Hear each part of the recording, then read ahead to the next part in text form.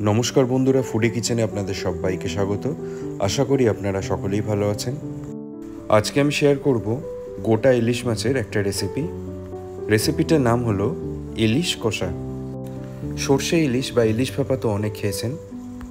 একবার এই ইলিশ কষা বানিয়ে বাড়ির সকলকে সারপ্রাইজ দিলে কেমন হয়? তো চলুন রেসিপিটা দেখে নেওয়া যাক। রেসিপিটার জন্য নিয়ে নিন একটা ছোট বা মাঝারি সাইজের ইলিশ মাছ, যেহেতু আমরা এখানে গোটা ইলিশ মাছটাই ব্যবহার করব। আর বাজার থেকে মাছটা কেনার সময় আঁশ আর পাখনাগুলো কাটিয়ে নিতে পারেন বা বাড়িতেও আপনারা কেটে নিতে পারেন। এবার একটা ছুরি দিয়ে মাছের গাটা এরকম আড়াআড়ি বরাবর কেটে নিন। মাছটা যেহেতু আমরা গোটা রান্না করব, তার জন্য মশলার গ্রেভিটা যাতে মাছের ভিতরে ভালোভাবে যেতে পারে, তার জন্যই এভাবে আড়াআড়ি আমরা কেটে নিচ্ছি।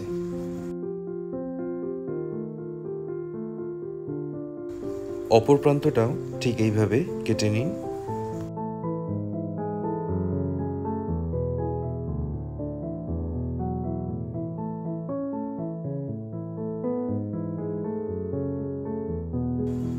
মাছটা চেরা হয়ে গেলে মিশিয়ে দিন 1 টিস্পুন লবণ,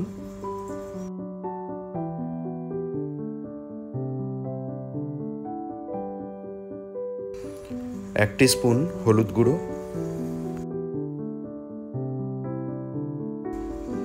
আর 1/2 টিস্পুন কাশ্মীরি লঙ্কার গুঁড়ো। এবার এই লবণ, হলুদ আর কাশ্মীরি লঙ্কার গুঁড়ো মাছের দুই প্রান্তে ভালো মতো মাখিয়ে নিতে হবে।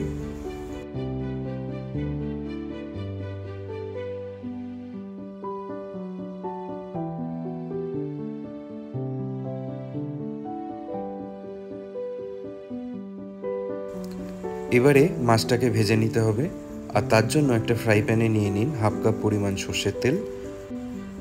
তেলটা ভালো করে গরম করে মাছটা ফ্রাই প্যানে দিয়ে দিন।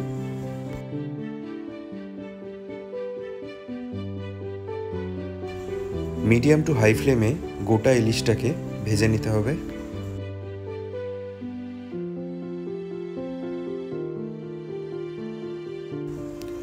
এক পাশ ভাজা হয়ে গেলে মাছটা উল্টে দিন, আর উল্টে অপর প্রান্তটাও ভেজে ফেলুন।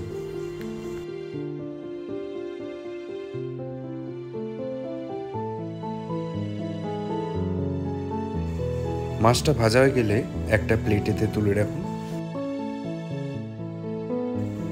এবারে একটা কড়াইতে নিয়ে নিন 1 কাপ পরিমাণ সর্ষের তেল। তেলটা গরম করে একটা মাঝারি সাইজের কোচানো পেঁয়াজ ভেজে ফেলুন।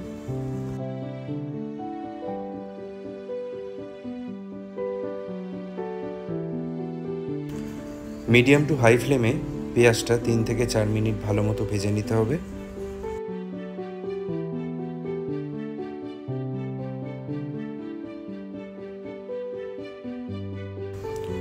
ভাজা হয়ে গেলে পেঁয়াজটা একটা পাত্রে তুলে নিন। এবারে ওই পেঁয়াজ ভাজার তেলেই মিশিয়ে দিন 1/2 চা চামচ পরিমাণ কালো জিরে, 2টো কাঁচা লঙ্কা মাছ বরাবর স্লাইস আকারে কেটে মিশিয়ে দিন। মিশিয়ে দিন একটা মাঝারি সাইজের পেঁয়াজ বাটা।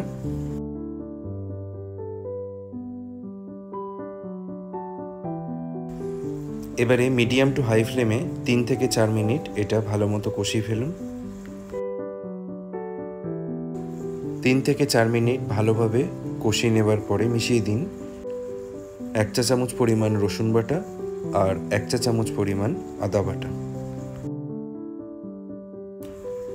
এবারে যতক্ষণ আদা রসুনের এই কাঁচা গন্ধটা চলে যাচ্ছে পুরোপুরি, ততক্ষণ এটাকে কষিয়ে ফেলুন। এবারে মিশিয়ে দিন কিছু গুঁড়ো মশলা, যেমন 1 চা চামচ কাশ্মীরি লঙ্কার গুঁড়ো, লবণ 1/2 চা চামচ, 1/2 চা চামচ পরিমাণ হলুদ গুঁড়ো, 1 চা চামচ পরিমাণ ধনে গুঁড়ো, 1 চা চামচ পরিমাণ জিরে গুঁড়ো, 1/2 চা চামচ পরিমাণ চিনি। এবারে 1/2 কাপ পরিমাণ জল মিশিয়ে দিন, আর এই মশলাগুলো ভালোভাবে নাড়তে লাগুন।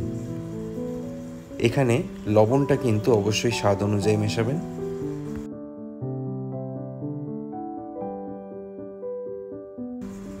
ফ্লেমটাকে হাইতে রেখে মশলাটা মিনিট 2-3 ভালো মতো কষিয়ে ফেলুন। তারপরে মিশিয়ে দিন 2 টেবিল স্পুন পরিমাণ টমেটো সস। আমরা এখানে হোমমেড টমেটো সসটাই ব্যবহার করেছি, যেটা রেসিপি আমাদের এই চ্যানেলেই আপলোড করা আছে। এই টমেটো সস আপনারা খুবই সহজে বাড়িতে বানিয়ে 1 বছর সময় অবধিও স্টোর করে রাখতে পারবেন।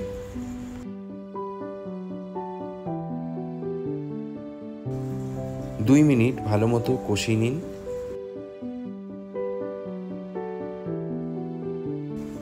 দু মিনিট কষানোর পরে ফ্লেমটাকে একদম লো করে দিন আর মিশিয়ে দিন 2 টেবিল স্পুন পরিমাণ ফেটিয়ে রাখা টক দই। আর টক দইয়ের বাটিটা ধুয়ে সামান্য পরিমাণ জল মিশিয়ে দিন। ফ্লেমটাকে লোতে রেখেই টক দইটা ভালোভাবে মিক্স করে ফেলুন। ফ্লেমটা কিন্তু অবশ্যই লোতে রাখবেন, না হলে দইটা কেটে যাওয়ার সম্ভাবনা থাকে।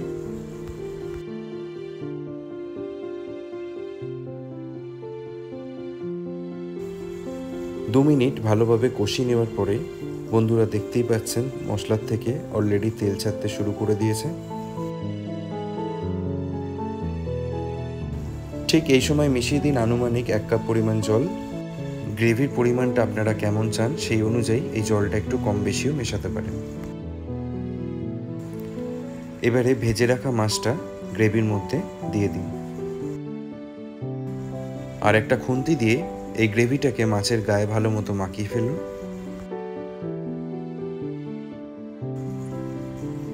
আর এবারে ফ্লেমটাকে মিডিয়ামে রেখে ঢেকে রাখুন 5 মিনিটের জন্য। 4 থেকে 5 মিনিট বাদে ঢাকনাটা খুলে দিন আর একটা খুন্তি দিয়ে খুব ধীরে ধীরে মাছটা উল্টে দিন।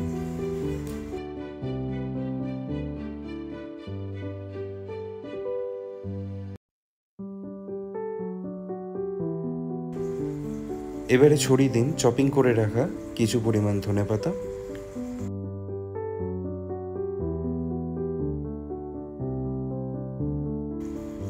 আর মিশিয়ে দিন হাফ চা চামচ পরিমাণ গরম মশলা গুঁড়ো।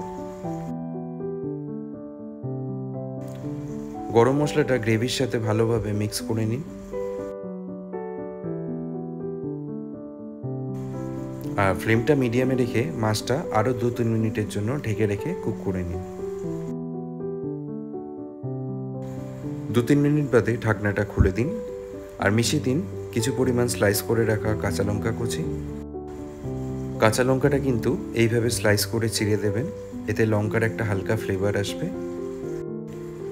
এবারে মিশিয়ে দিন ভেজে রাখা পেঁয়াজগুলো।